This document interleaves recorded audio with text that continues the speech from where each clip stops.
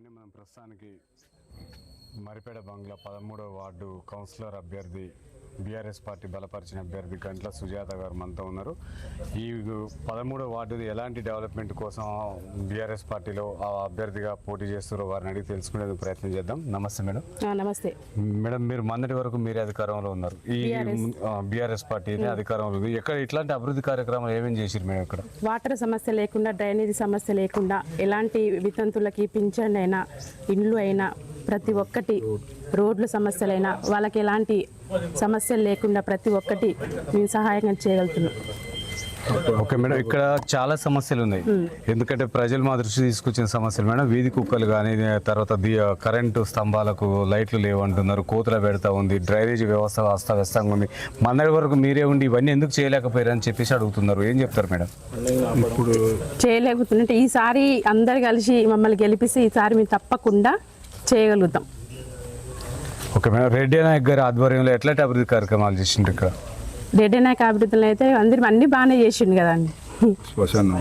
శ్మశానం అని అన్ని ప్రతి ఒక్కటి మేడం, 13వ వార్డులో ఉన్న నిరుద్యోగ యువతకి మీరు ఉపాధి ఏ విధంగా కల్పిస్తుంది ముందుకు వస్తున్నారు? మేము వాళ్ళకి పింఛన్లని నిరుద్యోగ యువతకి గవర్నమెంట్ సోర్సెస్ నుంచి మన గవర్నమెంట్ వస్తే మనం చేయగలం.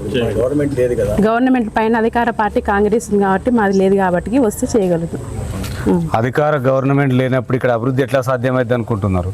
సాధ్యమవుతుందంటే ఇప్పుడు గెలిపిస్తే మళ్ళీ నెక్స్ట్ 2 సంవత్సరాలన్నరకి మాలే మున్సిపాలిటీ అవుతుంది కాబట్టి నిధులతోని మేము చేయగలుగుతాం. ఓకే మేడం, మీరు ఒక మహిళగా ఉన్నారు. ఇక్కడ బెల్ట్ షాపులు చాలా ఉన్నాయి మేడం. మొత్తం యువత కూడా ఆ తాగుడుకు బానిసలై వాళ్ళ కుటుంబాలు చిన్న భిన్నం అవుతాయి. దానిపైన మీ పోరాటం ఎలా ఉండబోతుంది?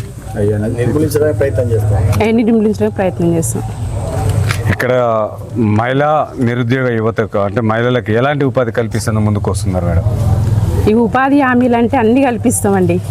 అంటే ఏమైనా బ్యాంకులతో టైప్ అయ్యి సహకార లోన్లు తీసుకొని మొదలుగా మీ ఓటర్లకు ఏం చెప్తున్నావు? సుజాతకు ఓటు వేయాలి, గండ్ల సుజాతకు ఓటు వేయాలంటే ఎందుకు వేయాలంటే ఏం చెప్తారు? అందరూ గెలిపిస్తే మీకు ప్రతి ఒక్క సహాయంగా మేము ఉంటామని చెప్తున్నాం. దేనికైనా అన్ని అండగా ఉంటామని చెప్తున్నాం. డెవలప్మెంట్ చేస్తామని. అంటే ఓటర్లకు ఏం చెప్పదలుచున్నాను? ఎందుకంటే ఓటు అంటే చాలా పవిత్రమైనది. దాన్ని మద్యానికో మనకు అమ్ముకోవడం జరుగుతుంది. అట్లాంటి కాకుండా ఆ చైతన్యం పోయి ప్రతి ఒక్కరిలో నిజాయితీగా ఓటేసే చైతన్యం తీసుకురావడం కోసం మీరు ఎలాంటి కృషి చేస్తున్నారు? ఈసారి ఏం చెప్పగలుగుతున్నాం అంటే మళ్ళీ నెక్స్ట్ టైం మనకు ఖచ్చితంగా బీఆర్ఎస్ పార్టీ వస్తుంది కాబట్టి బీఆర్ఎస్ పార్టీ మాకు ఖచ్చితంగా వస్తుంది కాబట్టి ఈసారి మేము అన్ని పనులు చేయగలుగుతామని ప్రతి ఒక్కరి ప్రజలకు మేము చెప్పగలుగుతున్నాం. నెక్స్ట్ 2 సంవత్సరాల తర్వాత వచ్చేది మన అధికార పార్టీ బీఆర్ఎస్ఏ. ఓకే, ఇక్కడ ఎన్ని గెలవబోతుంది బీఆర్ఎస్ పార్టీ మొత్తం కూడా? 15 పక్కా.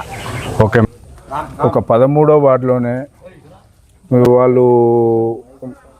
వాళ్ళు ఈ ఓట్ల లబ్ధి కోసము మొత్తము ఇప్పుడు ఒక దగ్గర 50 లక్షల వరకు చేపిస్తున్నారు.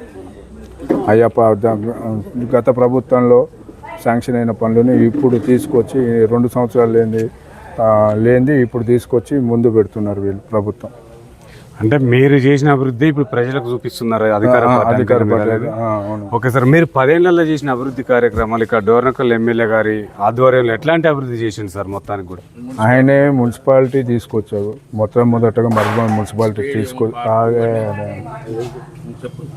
మరిపేడ మున్సిపాలిటీ మొదటగా ఫస్ట్ శాంక్షన్ తీసుకొచ్చినాక శ్మశాన వాటిక అయితే కానీ, బంగ్లాలో ఇండోర్ స్టేడియం అయితే కానీ, ఈ చెరువు పునరుద్ధీకరణ అయితేంది, కొండ సముద్రము కట్టేయడల్పు అయితేంది, tank bund mini tank bund టైపులో చిన్న చాలా పనులు చేశారు సారు. స్టేడియం, సెంటర్ లైటింగు,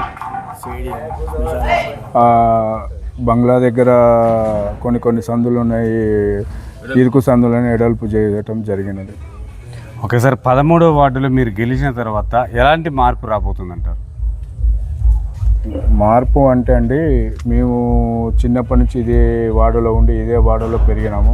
ఇక్కడ జన సమస్య ఏంటో నాకు తెలుసు. ఏదైనా ఉన్నా ముందుండి వాళ్ళకి ఏదైనా ఆపద వచ్చినా పోలీస్ స్టేషన్లో కానివ్వండి, ఏది ఉన్నా కూడా కానివ్వండి, కరెంటు సమస్య ఇదివరకు కరెంటు తగిలించే ఉండేటోళ్ళు కూడా లేకుండే.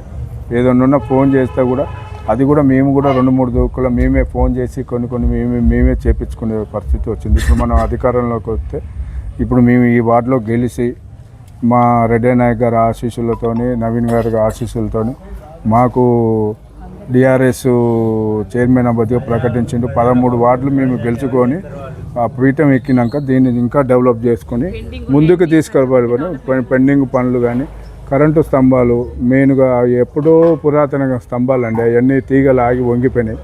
ఆ కరెంటు పునరుద్ధరణ చేయాలని అనుకుంటున్నాను. ఓకే సార్, ఇక్కడ ఉన్న యువత చాలామంది నిరుద్యోగులు ఉన్నారు సార్, వాళ్ళకు ఉపాధి ఏ విధంగా కల్పించబోతుంది?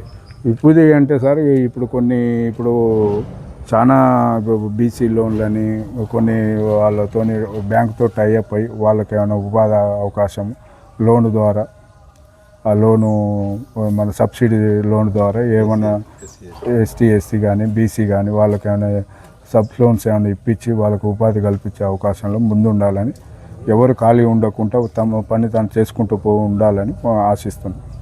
ఓకే సార్, ఈ 13వ వార్డు ఓటర్లకి ఎన్నడూ ఎలక్షన్ ఉంది, మీ గుర్తు ఏం రాబోతుంది, ఎప్పటి నుంచి ఎప్పటి వరకు ఉంటుంది?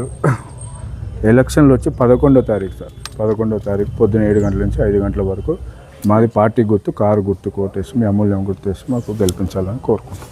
Okay right, thank you sir. చూస్తూనే ఉండండి, మీ తెలియదు.